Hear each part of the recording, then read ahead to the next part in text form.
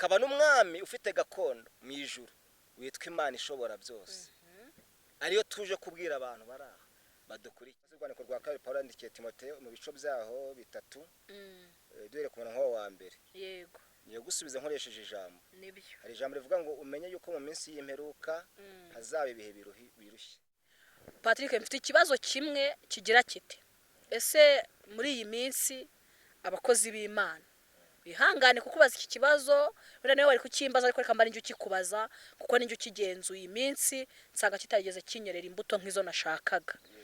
Kubera icyo abakozi b'Imana uri gusanga kenshi babwiriza cyangwa bambaye umwambaro utari wo, byagera ni nka bya bindi bivuga ngo muri iki gihugu sinzi ukuntu bari kubita, niba ari indatwa, niba ari indangamirwa, ariko abakora umwuga wo kwicuruza, ariko mbari ko mbivuga, mu gitondo ushobora kubabona ukabona bambaye neza, barikwije, bariyambitse, ibintu nyine bimeze neza, ariko nimugoroba ugasanga bakuyemo wa mwambaro w'uko basaga, bambaye undi mwambaro. Ibi bintu byaba biterwa n'iki? Ngewe mfite nk'ingero nyinshi. Uyu mubiri na urandushya mukunzi mwiza, ni wowe ndindiriye. Badahwema kudukurikira umunsi ku munsi, mu gitondo ndetse na nimugoroba. Abari mu Rwanda aya masaha turababwiye ngo mugire umugoroba mwiza. Abari hanze y'igihugu amasaha ahageze hose, ababyutse mu gitondo mbifuje igitondo cyiza, aho baye nijoro mugire ijoro ryiza.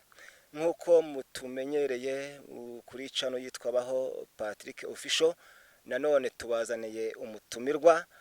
Ni umubyeyi mwiza ufite amavuta y'Imana, ni umubyeyi Imana ikoresha, kandi afite byinshi byo kuvuga, afite ubuhamya bufite ndetse n'ibihamya, afite ijambo ry'Imana muri we. Ariko reka tumwakira twibwire anatuganize ku ijambo ry'Imana. Hanyuma utarakora subscribe yikore kuri Baho Patrick Official, kandi nawe wayikoze Imana iguhereza umugisha kujya ujye uhora udukurikira uko dusize ikiganiro buri munsi, uzajya ukibona kandi kikugereho ku gihe. Reka tumwakire, turakwakiriye mubyeyi mwiza. Murakoze cyane. Amazina nitwa Niyomukesha Marie Rose, ndi umugore tari umugore, ndumva nta kintu navuga, ndi umukristo, ndasenga, ibindi Imana iduhana umugisha. Yego, ati yitwa Marie Rose, ni umubyeyi, muramubona ni umubyeyi, afite abana, nta muntu waba umubyeyi atarabyaye. Rero reka tumwakire atugezeho icyo Imana asize ku mutima wiwe, haba mu ijambo ry'Imana, afite n'ubuhamya, icyo umwuka yamutekereye, kugira ngo twese abadukurikiye ndetse namwe mumukurikiye muze gufashwa nabyo. Reka tukwakire muri uyu mwanya kugira ngo utugezeho icyo Imana duteguriye twese ndetse n'abadukurikiye. Murakoze cyane. Ariko mbere yuko ngira ibindi bintu mvuga, hari iyo muririmbyi ugeze atera, ntago nzi ngo ninde, ariko ndamwibuka, yigeze aririmba igitero kivuga ngo mukunzi mwiza, fata mikoro kugira ngo ibi ngo yubu iyi sindimo irimo ibigusha bingerageza, Satani urimo afite amajwi y'urunyurane. Usenge Mana yacu, Mana iriho, Imana izahoraho, iyambaye icyubahiro ndetse no gukomera, iri hejuru y'ibitavuga Imana byose. Tugushimiye ko uri uwera, ni wowe uriho, isi itararemwa wari uhari, niwe washyizeho ibiri mu isi byose, natwe waturemeye imirimo myiza muri Kristo Yesu.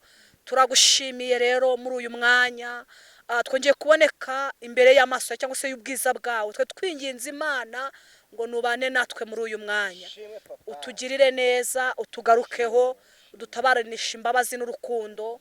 Murava wawe ni utuma tubaho, urukundo rwawe nirwo rutuma tudapfa, ubuntu nibambugira nibyo bihora bituma turi ku buzima bwacu. Ngaho tugirire neza rero, utwiteho muri byose, ukorane natwe iby'imbaraga, Mwuka wera bari utuyobora. Twe turamutse twiyoboye twatakara, ariko nutuyobora Mwuka wera ntabwo turi butakare, ahubwo ineza yawe nigwire muri twebwe. Urakoze ko wumvishe gusenga mu izina rya Yesu, amen. murakoze wari uvuze ngo ndamenya ngo ubu tugiye kuganira ku ki, ariko ibintu byose bifatikanyiriza hamwe kutuzanira ibyiza.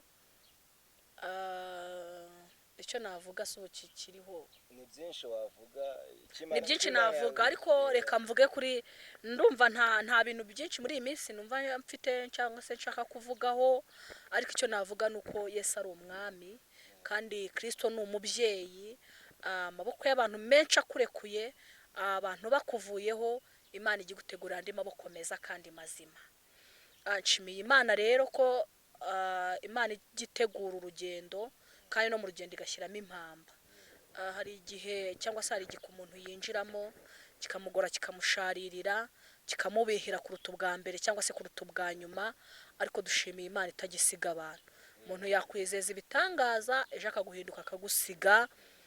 Umubyeyi wakubyaye, mwabana mwatongana akagenda, mbese buri cyiciro cyose waba uhagazemo umuntu yagenda, ariko Imana ntabwo ijya isiga umuntu uko byasa kose nuko byagenda kose. Rero niyo mpamvu navuze ijambo rikomeye avuga ngo uyu mubiri nawe urandushye, ariko mukunzi mwiza ni wowe ndindiriye. Rero twambaye umubiri ukigeragezwa kandi ugerageza. Iyo uyu mubiri ibyo uwuhaye rimwe na rimwe usanga atari byo ushaka. Uyu mubiri urashaka ibyo kwinezeza, uyu mubiri urashaka ibyo amarangamutima yawe akeneye, ariko ibyo uyu mubiri uri gushaka si byo Mwuka Wera ashaka.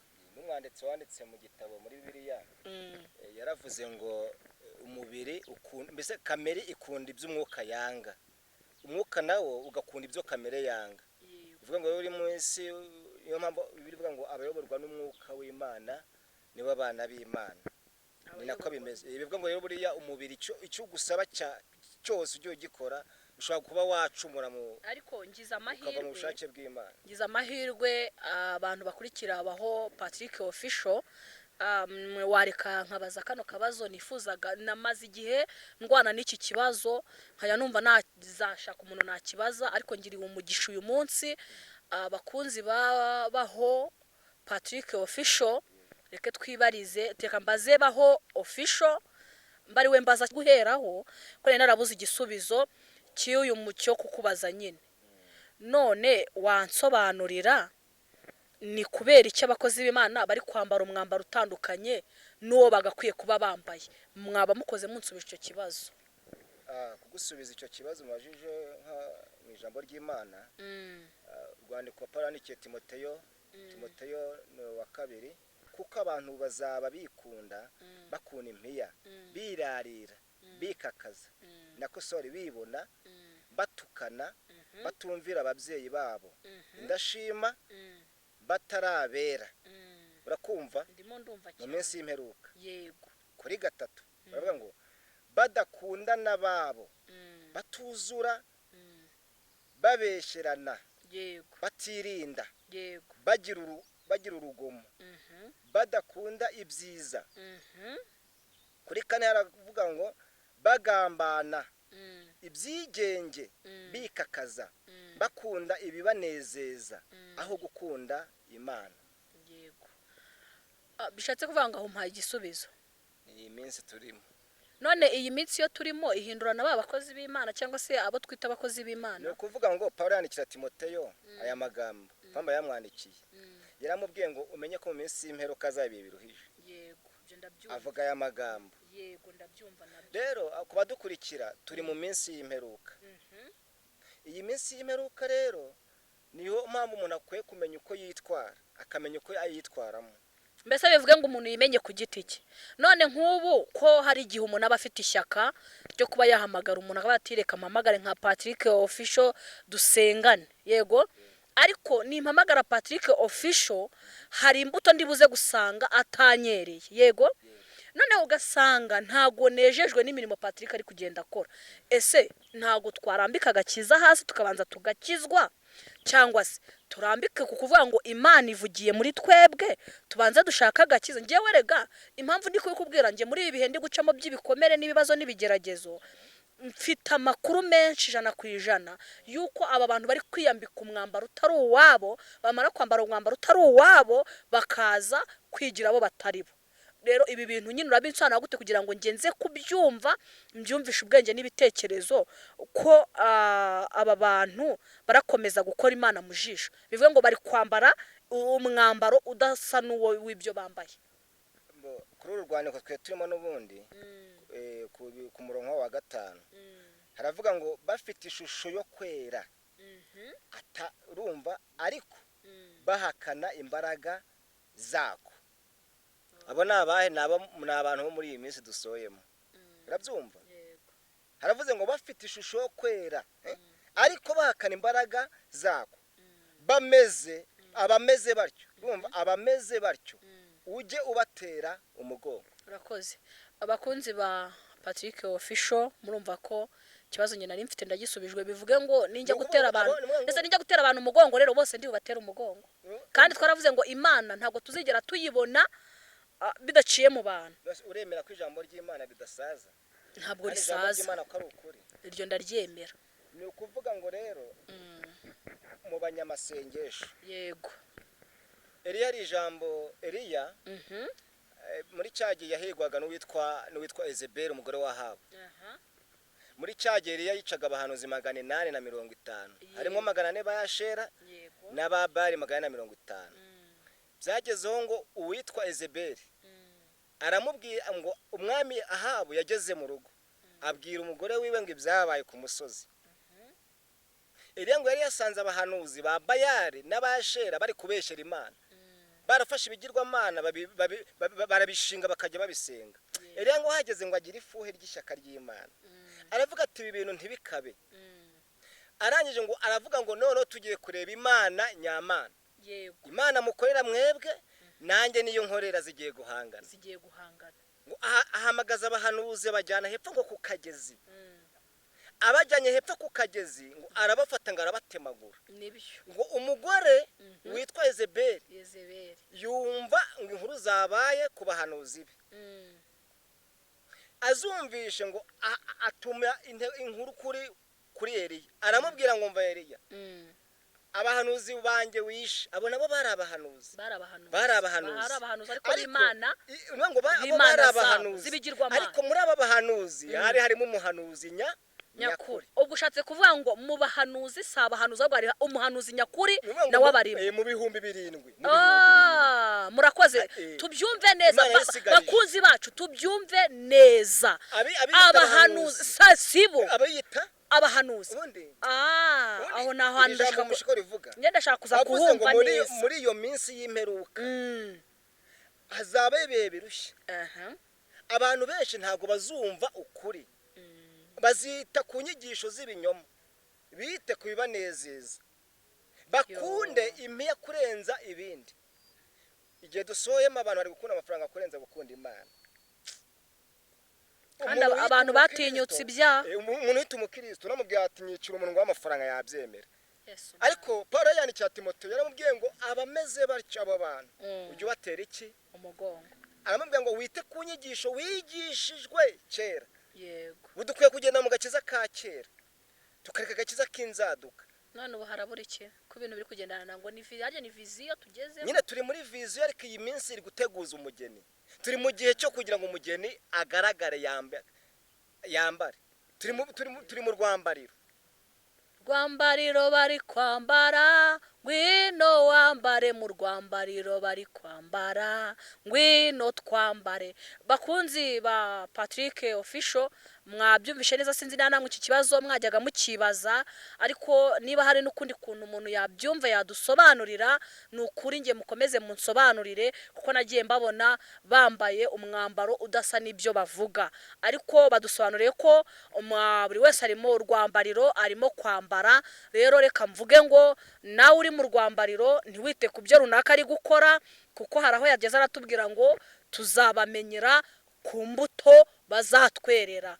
Umuntu wese ugendana nawe ubona ari umuntu, kubera ko twese twaremwe mu ishusho ivuga kimwe, ivuga ngo ndeba mu maso uribonamo, ninireba mu maso ndakubonamo. Noneho ibyo ngibyo ngo bibe, ariko tuza kwivanga.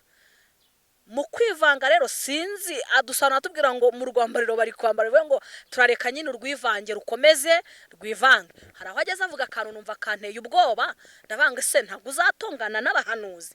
Uravuze ngo hari abahanuzi, yego hakaba harimo n'umuhanuzi. Bivuge ngo umuhanuzi ashobora kuba ari mu ibanga hakiri kuvuga abahanuzi. Iki kintu nta kintu wakitubwiraho. Ese umuhanuzi nyakuri ko bose tubabona bavuga ngo ni mwumve uko Imana ivuze, tuzamubwirwa n'iki? Wavuze ko ari ku mbuto. Ese nidusanga za mbuto atazera kandi ari umuhanuzi, tuzabigenza dute? icyo wakisubiza. Bibiliya iravuga ngo muzabamenyera ku mbuto bera. Yego. Hari aho Yesu yavuze ngo ntabwo muzabibi ushobora kwera imbuto y'umutini. Bivuga ngo kandi n'abadukurikiye, reka mbibarize abadukurikiye cyane wenda nkwibarize, wari wabona avoka yera umwembe? Ntibijya bibaho. Wari wabona ibigori byera ibishyimbo? None uyu mwuka wera bavuga ngo ni Imana ibatumye, bawukura he? Mu isaba abami babiri, haba umwami ufite ubwami mu isi cyangwa se ufite ubwami kuzimu. Hari umwami ufite gakondo ikuzimu witwa Satani. Ubwo ushatse kuvuga ko hari abari gukoreshwa n'uwo Satani uri kuzimu? Satani afite imbaraga ari gukora, kandi ntabwo Satani akoresha ibiti, Satani gukorera mu bantu. Tubyumve neza ko hari imbaraga z'uburyo bubiri. Kandi nongere nkwibutse ko burya ibintu byose byera byose ntabwo ari amata, kandi n'ibishashagirana ntabwo aba ari zahabu. Murakoze cyane. Reka twongere tubibutse ko umuntu kubona wenda yititiza agira gutya ngo iravuze. Nasomye ijambo muri Matayo, yego, rirambwira ngo abantu bose bavuga ngo mwami mwami mwami, ayiwe ntabwo ariko bazabona Imana. Oya. Nongera nsomamo ijambo rivuga ngo nicyo gituma kuri urya munsi nzaberurira nkababwira ngo nimumve imbere mwa nkozi z'ibibi mwe, kuko ntigeze kubamenya. Abo ni bande? Ni abavugaga mu ndimi bita abahanuzi, ni abayoboraga amatorero bita abapasitori, ni abiyita abadiyakoni, ni abiyita abarimu b'amatorero, ni abiyita abavugabutumwa, ni abiyita abaririmbyi. Mu baririmbyi harimo umuririmbyi. Ntabwo waba uri kurengera Patrick? Ntabwo ndi kurengera, niko ijambo ry'Imana rivuga. Muravuga ukuri kuko kuri urimo uravuga ukuri kwinshi nkumva ngize ubwo. Oya, niko ijambo ry'Imana ribivuga. Kandi twe turahamya ko turi abaririmbyi, abahanuzi, abapasiteri, abavuga butumwa, ariko uri kuvuga ngo hari n'abiyita. Hari abiyitabo. Niho Pawulo yandikiye Timoteyo, aramubwira ngo bazaba bafite ishusho yo kwera. Penitawi edifogayi. Bazaba bafite ishusho yo kwera. None ubwo wowe kuzivuza urinde, ndazumvise. Ndabyumvishe. Lepita landotitifogayi. Bimbwire ko bivuze. Wowe turamenya ngo urinde, tumenye ko hari ubwami bubiri. Hari ubwami bw'Imana, hari n'ubwami bwa Satani. Kandi ubu bwami bwombi nyine ushatse kumva. Njyewe ndi kugira ngo usobanurire abakunzi bacu, sibyo? Ubu bwami uko ari bubiri, ko burimo burahangana, yego, dukeneye kumenya ese Patrick warimo arakoreshwa n'ubuhe bwami, kuko bose baraza bavuga ngo ni Imana, kandi uvuze ijambo rikomeye. Uravuga ngo bose ngo bazavuga ngo mwami twarahanuye mu izina ryawe. Bifatira kuri he jambo rivuga ngo iki?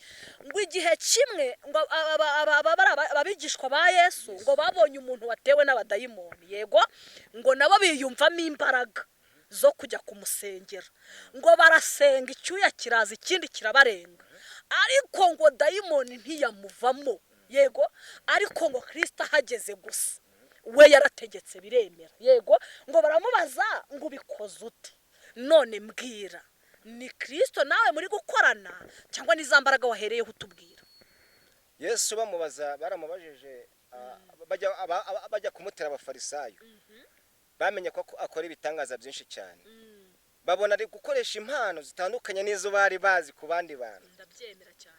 Baramuhamagara baramubaza ngo ni izihe mbaraga zigukoresha? Baramubwira ngo nturi umutware w'ubwami bwa Elezebuli. Elezebuli cyari kigirwamana cyabaga mwa kiriya gihugu. Cyari kigirwamana cyitwa Elezebuli. Elezebuli yari imana abaho basengaga. Baravuga ngo ntiwabukoreshwa n'iyo mbaraga. Arababwira ngo ngende gukora mu izina ry'Imana. buretse gato buretse ndacyagusobanurira aravuga ati kandi ntabwo ubwami ntabwo ushobora kwirukana ubundi arababwira ngo ngewe yantumye niyo impiza imbaraga kuko ngiye nirukana abadayimoni nkoresheje ijambo ry'Imana igihe cyose ndwanya ubwami bwa Satani. Noneho Yesu niyo mpamvu dusaba ngo kwera imbuto. Yesu ari kumwe natwe yereraga imbuto. Shatse gusubiza ngo ikikubwira ko ari Imana inkoresha ni za mbuto ugomba kumenya. Twese dushobora kuvuga mu ndimi zimwe ariko itandukaniro difference hari ni imbuto. Buri muntu wese umukunzi we ndamuha ikizami nankurikiranire ese ko twumvisha avuga ururimi nawe hari imbuto mubonaho nziza mutwandikire muri comment. Umuhanuzi nyakuri batwandikire muri comment Patrick uyu uri kuvuga uri guhakana uri kwemeza iby'imyuka n'umwuka akaba yamaze kwemeza ko hari ibihanuzi Bibiliya ivuga ngo nabahanuzi bibibuno sibyo agira uvuga ngo ndamututse niko Bibiliya bavuga. Noneho utwemeje yuko no mu bahanuzi bahari ubwo bibibuno harimo umuhanuzi ese yaba ari we Patrick cyangwa na hari izindi ngeso zihishe nyuma yibuvuga kuko wavuze ngo bazavuga Imana mu kanwa kabo wabyivugiye ngo ariko bazahakana kwera kwa ijambo ry'Imana ribivuga ariko ijambo ry'Imana ryaciye muri nde muri wowe ijambo ry'Imana ubavuga ni indorerwamo buri wese yirebera akamenya ngo mbese iyi ndorerwamo ubundi kankubaza usiko yugiye wenda ugiye nko mu rugendo ugiye mu masengesho araho ugiye indorerwamo mu rugo wireberamo ijambo ry'Imana ku mukristo nyakuri ni indorerwamo akireberamo akavuga ati mbese ubone nacumuye ese ubone nerizihe mbuto.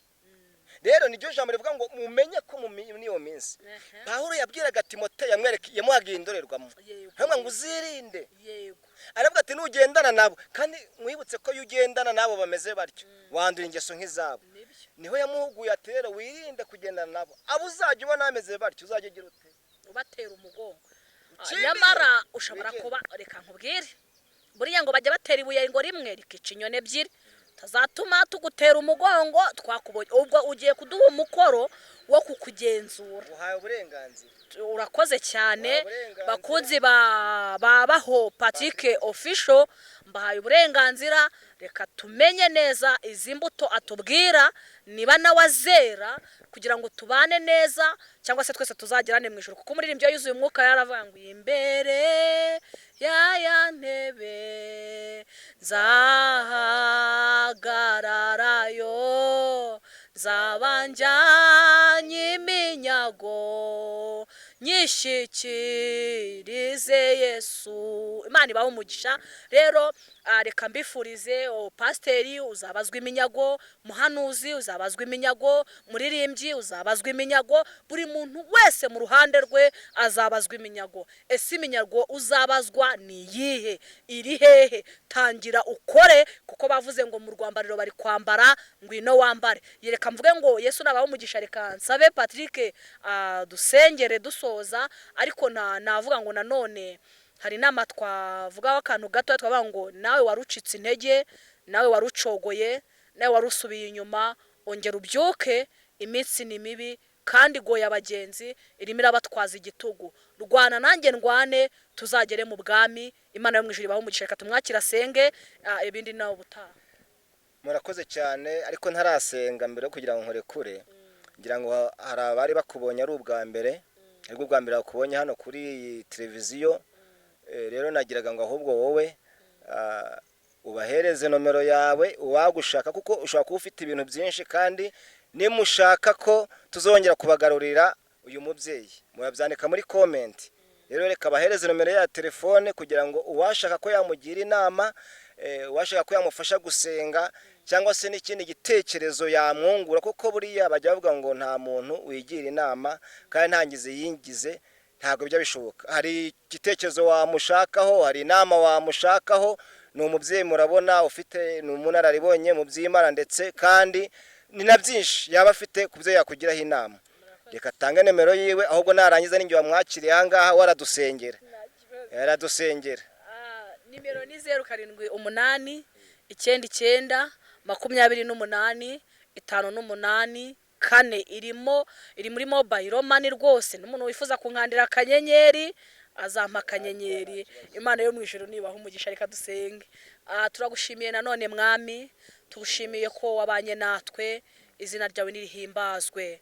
Twe turi mu mwanya mwiza kandi ndetse unakomeye Satani arwanya cyane, ariko twinginze Imana kugira ngo uyu mwanya Kristo azawiyoborere, ndetse n'uzumva wese iki kiganiro azagira ibyo yungukiramo, agira ibyo asigagire n'ibyo asatira, kugira ngo izina ry'Imana rizarushaho guhabwa icyubahiro. Reka tubabo kukwamamaza tuvuga imirimo n'ibitangaza by'ibyo wakoze. Ngaho tugiriye neza, ubane natwe. Urakoze kumvisha gusenga ni mu izina rya Yesu.